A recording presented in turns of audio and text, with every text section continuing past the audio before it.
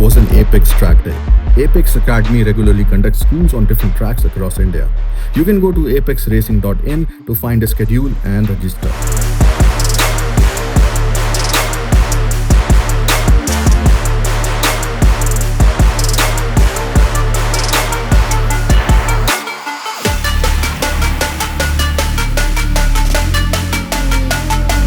What a wonderful track day, and I could have never imagined that I would be experiencing not one but three of the world's best motorcycles in one track day.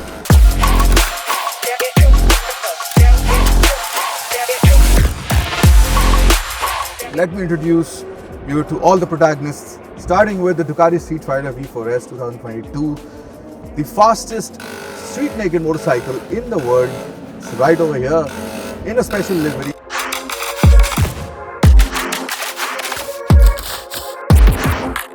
It's 2022 Gen 3 Hayabusa, which is king of speed, evergreen, straight line speed mind you. And this here is a very potent but very underestimated machine. The Kawasaki ZX10R, also 2022.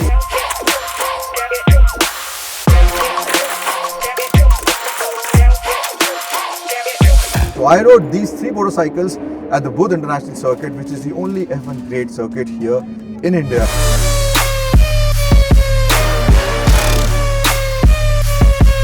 It's a very fast circuit, around 5.2 kilometers long, 1.2 kilometers back straight, which can see MotoGP bikes when they came in 2023 to do around 340 and 50 kilometers an hour, I think.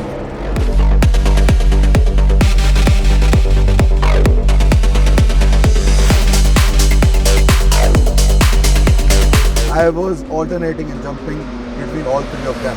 Let's start with the very obvious machine that you would want on the track, the ZX10R. Now this is not taken as the best leader class motorcycle. If you want to buy, somebody who has got the money, who would probably go for an S1000RR, and of course the Panigale V4S, that is the king of the track. But this bike is almost half the cost of a Panigale V4S, and don't even let me get started about aftermarket accessories and mods. Here, the full system exhaust cost me approximately, I think, 2 lakh rupees. Full system exhaust in a Panigale V4S would cost you 14 lakh rupees, which is the cost of a Ninja ZX6R. I mean, that is insane. So you buy a bike worth 36 lakhs plus, of course, exhaust and other accessories. You are easily looking at 60 lakh rupees of two wheels. But this guy, little guy here, everything in 20 lakhs. And this, people are doing insane speeds on this track, which is off by just a couple of seconds than the Panigale V4S as well. So it's about the rider, of course, but I must admit that if I had the money, I would definitely go for the Panigale V4S. And if I was extremely serious about track, but I only come to the track 2 times in a year, 3 times in a year, and that's about it. I'm more of a touring kind of a person. And this here is one of my favorite bikes. The mods that I want to do is, of course, a full race fairing, which will actually make me lose around 8-9 kgs more, and a remap for the ECU, which might also increase the performance, and of course, in the end, my timing. So right now my timing on this is 2:13 here at BIC. I did a 2:09 with my S1000RR 2018 before pandemic started.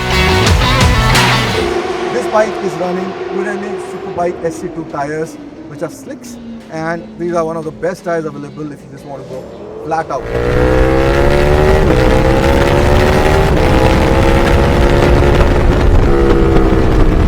Suzuki Gen 3 Hayabusa.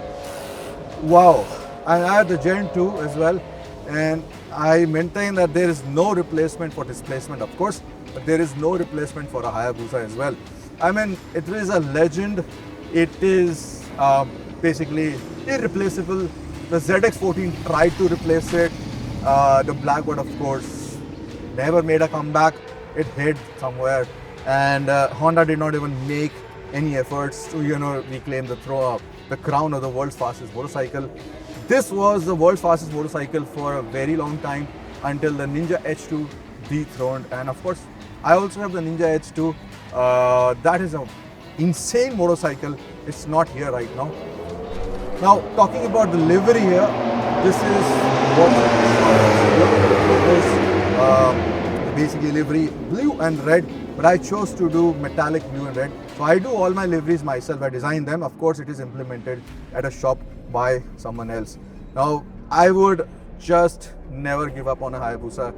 If it's the apocalypse, I would choose this motorcycle.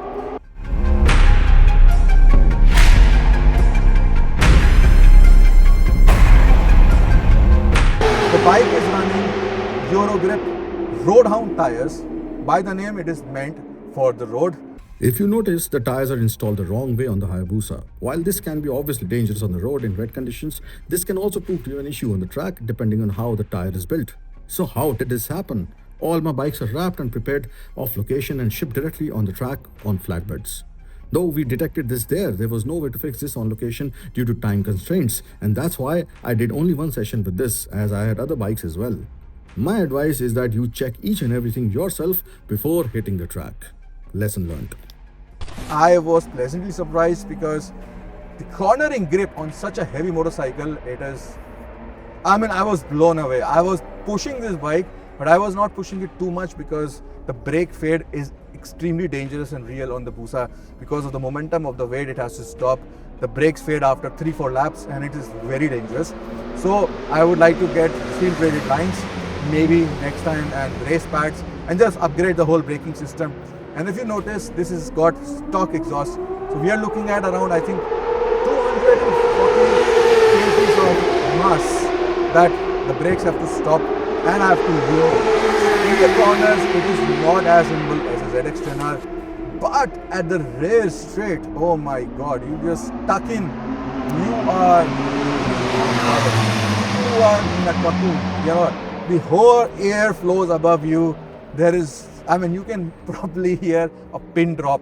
Of course, it's a metaphor. And this bike, I would just, love to take around intercontinental. It's like an intercontinental ballistic missile, as they say.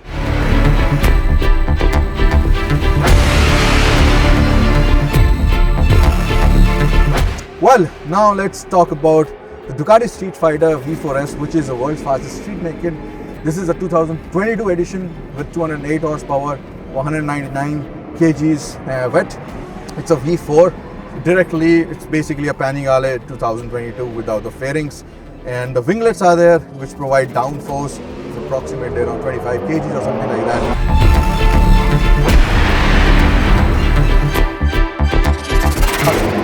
280 kilometers an hour on this motorcycle. Does it even go? Check this out.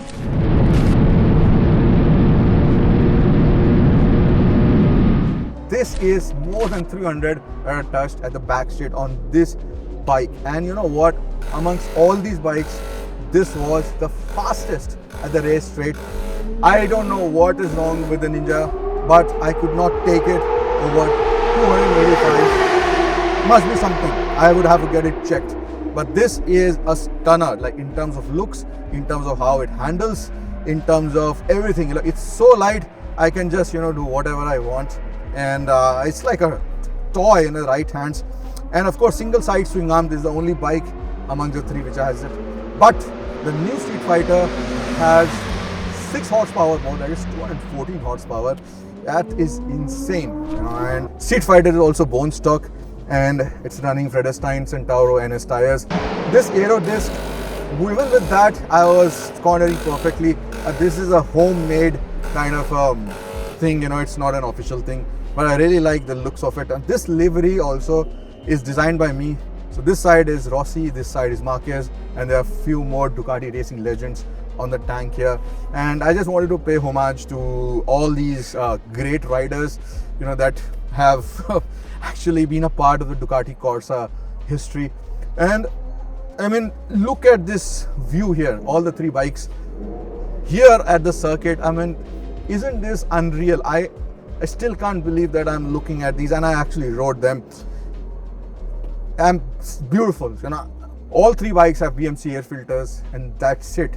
I do not spend money on exhaust unless until it is required, because exhaust costs money, and with the money saved, you can buy probably another motorcycle. Well, time to sign off. Ride safe, ride hard when you're on the track. So I'm very happy because this is my timesheet here, and I have done 2:12, which is almost like 2:11 here, by a fraction of a second. And this is a substantial improvement, because when I started a track day, I was doing 2:17 just yesterday. 5 seconds off with the race fairing and with the ECU remap and with a little bit more fitness, I think I should be able to do 2:8 to 7 on the ZX10R. And I'm not even sure what timings these two guys did, because I did not have transponders on them. And yeah, I'm happy because I'm competing with myself. That is amazing.